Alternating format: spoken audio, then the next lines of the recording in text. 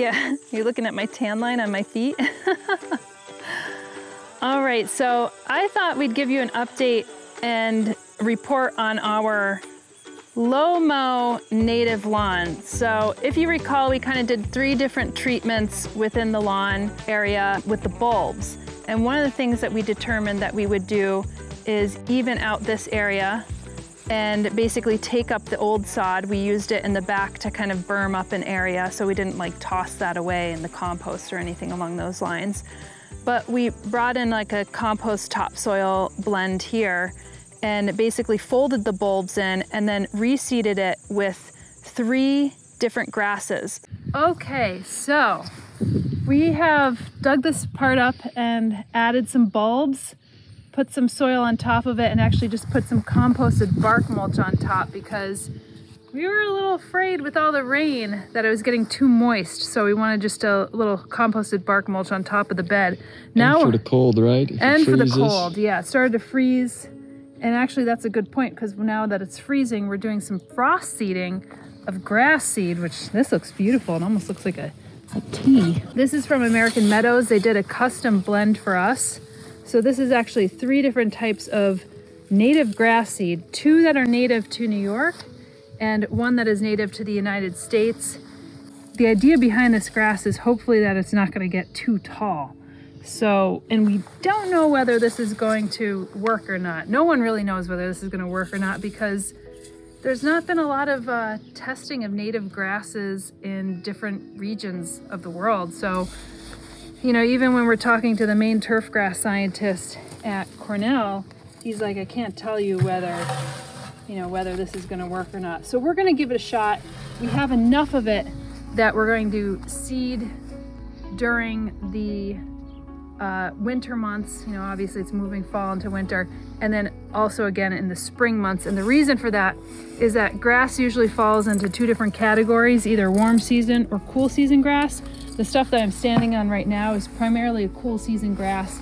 And what that means is that it looks nice and lush during the cold season, which is obviously now, and starts to brown up a little bit during the summer season. When it's a warm season, when it's a cool season grass, it looks brown during the warm season. Although it was so rainy this year that the grass looked lush all throughout the summer months. That wasn't the case last year. Last year it looked very brown.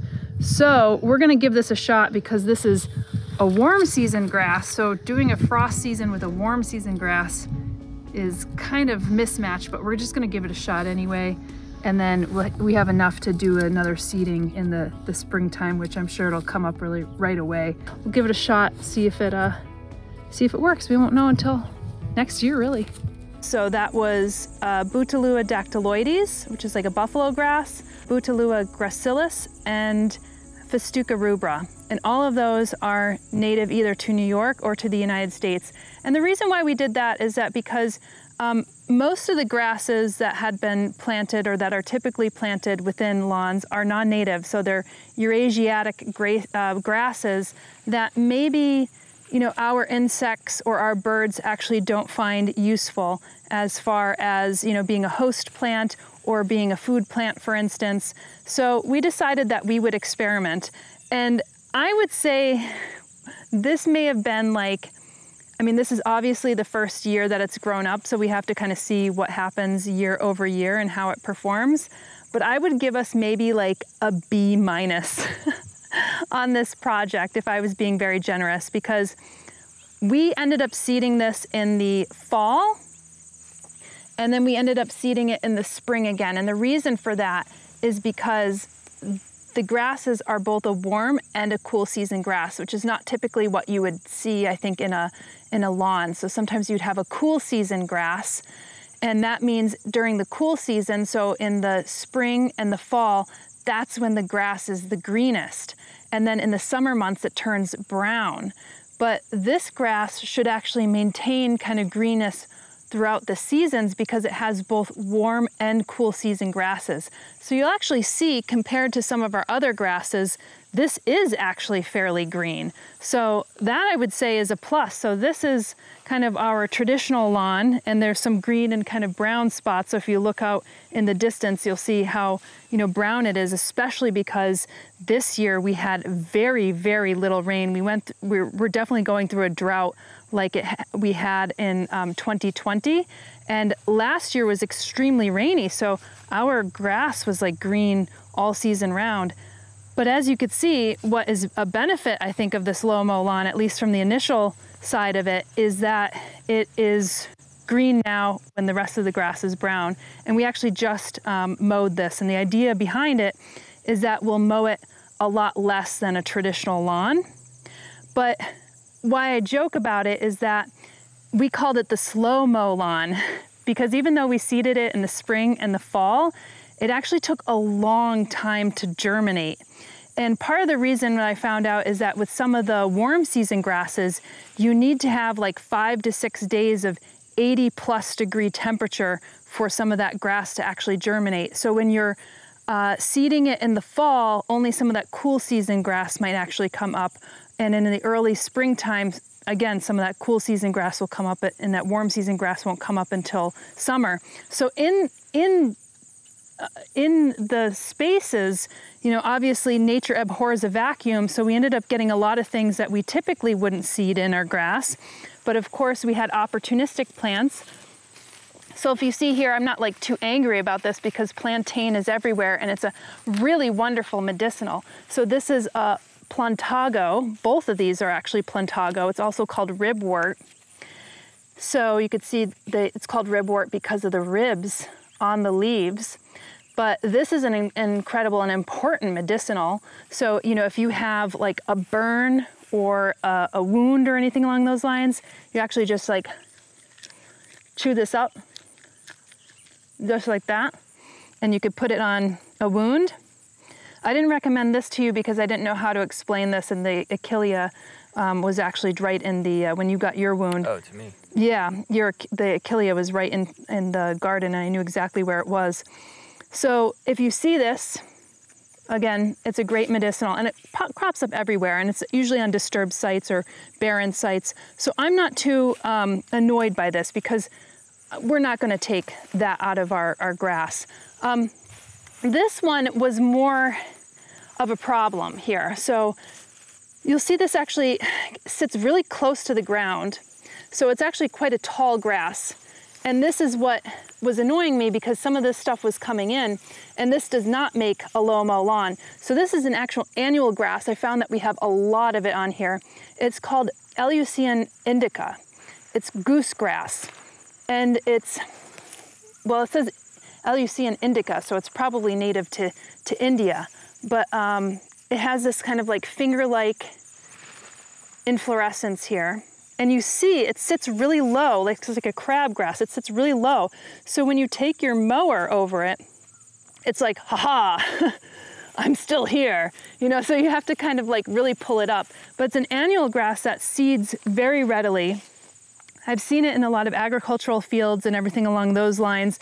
And so that is something that is annoying because it actually, once it actually meets this, it passes this phase of like crab-like grass, like being very close to the ground and very prostrate, it'll start to grow up, and it's really beefy, and it has these really thick white roots that are not deep, but as it gets larger, they get a little deeper, and it gets harder and harder to pull out, and it kind of pulls out in clumps. So when this was seeding, I was out here actually doing some weeding, which I wouldn't have expected to do when you're actually seeding lawns. So I wouldn't recommend this if you aren't going to go the extra effort to have a lawn like this. And again, you might seed it in a time like, you know, I think it would have been better to seed it maybe in like the late spring, early summer, and then it would have come up a little bit quicker. But we seeded it in the fall because we were planting the bulbs in the lawn in the fall. Let's see what else we see in here. So this I also don't mind. So this is a Cyperus. This is a yellow nutsedge. So this is not grass at all. And this is native to here. It actually gets a really beautiful, like, I think it's called almond plant. It gets a little cute almond sedgy inflorescence on the top of it. And of course you don't see very much of it now, but if you didn't know, you'd be like, oh, I didn't even realize that that's like, you know, a Cyperus or like a sedge type plant. It kind of looks like grass, but it has this nice yellow color to it. So I like the idea that there's this different colors like throughout the grass, which is really nice. And then here you have some of our heal-all. It's like a type of mint.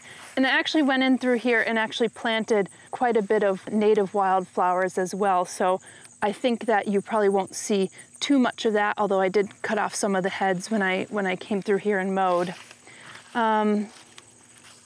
This looks like a type of dock. So again, this was something that is kind of annoying because it grows very high and, you know, again, will kind of destroy that LOW-MOW lawn. That's some of the plantain flowers. And then I'll bring you over here. So this is some of the flowers that I planted in here. You see that this one has a little yellow flower coming up right here. So hopefully that will kind of spread, but I just basically did. And if you put it on the highest setting of 4 inches, then you kind of go over the top of it. Here's another one that I planted in here that's a wildflower. Oh, and here's this goose grass. Let me see if I could pull it out so I could show you. See, it's gonna break off, see, and that's what you don't want. But you see this, some of the white roots? They're kind of like these chubby white roots. And that will just continue to grow. Here's a younger version. You know, you really have to come out here with a hoary knife or a weeder and get that out. But you'll see a lot of this grass is actually still coming up. You know, it's now getting towards the end of summer. But this is a really wet area, which we found. Obviously, you can't tell that right now because we've been going through a drought. But this is a slightly low area. And you'll notice, maybe over here, if I could point with my toes, these little tufts. So you might say, oh, this looks like grass as well, but they're kind of growing in this like tufted pattern. These are actually sedges that I planted, all different kinds of sedges that I seeded and also planted small plugs. To varying degrees, I don't know how well they're going to do. And I have to tell you, unless they actually go to flower, which I've let them actually go to seed, I can't tell which one is which because they all look very similar. Some of them have like maybe a thicker leaf, but I wanted to create much more sedge habitat here. And a lot of times sedges are, you know, used as a grass alternative. And you just have to find the right one for the right area. So some actually work well in, you know, drier uplands. Some work well in shade with water. Some work with well in shade that are a little drier. So you just have to find the right ones that work for you. You could also go into your woodland, if there's a woodland nearby, and walk in and see what type of sedges are growing in like the open spaces within the woods.